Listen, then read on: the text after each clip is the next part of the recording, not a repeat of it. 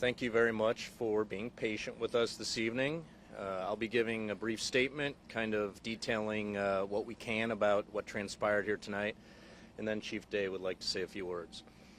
Before I get started, I do want to share that we are in the early stages of this investigation, so we can't share everything this evening, but in an effort to be transparent, we're going to share as much as we can at this hour. With that, I can say that at 5:15 tonight, the Portland Police Bureau's Special Emergency Reaction Team, also known as CERT, was executing a search warrant at a home in the 100 block of Southeast 124th Avenue. The home is right up the hill here behind us. At 6:34 p.m. during the service of that search warrant, an adult male, fired at officers. Our officers returned fire.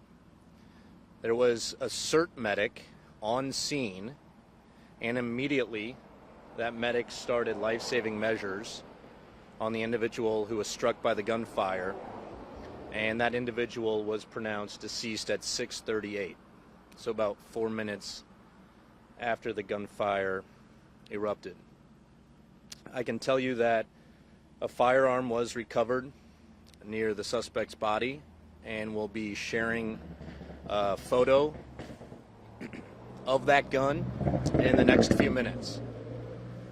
No officers were injured during this incident. All 4 who were directly involved will be placed on paid administrative leave, which is standard protocol following an officer-involved shooting. With that, I'll turn it over to Chief Day. Thanks, Mike. Good evening. Once again, we're just reminded of a couple of really, key points this evening. One is, the sanctity of life. It's always a tragedy when we lose a life. In this community, I value each and every member of this community. But it's also a solemn reminder of the risk that our men and women take every single day to make sure that Portland is a place where people want to live and play and work and enjoy. And there's some risk associated with the work that we do. And tonight we're fortunate that our officers will be going home safely to their families, and I'm grateful for that. I'm committed as an organization to a very thorough and transparent process. We'll be releasing as much information as possible, as quickly as possible. We're working closely with our outside agency partners as part of the Major Crimes Team investigation. Of course, the District Attorney's Office, along with the Department of Justice, the City Attorney's Office, the Office of Independent Police Review, and our own Internal Affairs Professional Standards Division.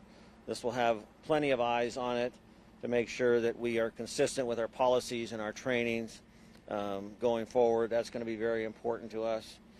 And also that we're going to continue to make our effort around one of our primary goals of reducing crime and the fear of crime. And to do so, we're going to be, at times putting ourselves in situations like we did tonight, where our members once again take on this inherent risk because we believe it's in the best interest and the safety for our community. And I'm grateful that the men and women of the Portland Police Bureau continue to answer the call and be available to that. So thanks for being here tonight. Thankful that our officers are going home safely this evening, and we'll get more information out as soon as possible. Chief, if I could. We're going to attempt to answer some questions, but again, we're in the early stages of the investigation, so we might not be able to share everything. Alma? All I can share this time is it was connected to a major crimes unit investigation, but that investigation continues at this hour, so we're not prepared to divulge too much about it at this point. I can tell you there are numerous individuals who have been detained. How many people were detained today in connection with the search warrant? I don't have that number. Was there anyone else involved in this incident with an officer's leave? We're just aware of the one individual who is now deceased and our officers. That's unclear. If the individual who died here tonight lived at this residence, and that's still being worked out. Again, we're in the early stages, so we're still trying to piece this all together. So did the individual who fired at officers say anything to officers prior to it? We're not aware of that yet. That'll all come out in the investigation. Did you make calls with our labs for him to come I'm not prepared to speak to that at this point. You said there were 4 officers. Directly involved, yeah. All right. Thank you, guys. We'll be pushing out a release here in the next few minutes that'll include a picture of the gun we recovered here. All right. Appreciate it. Thanks, Thank you. folks. Thank you. Thank you.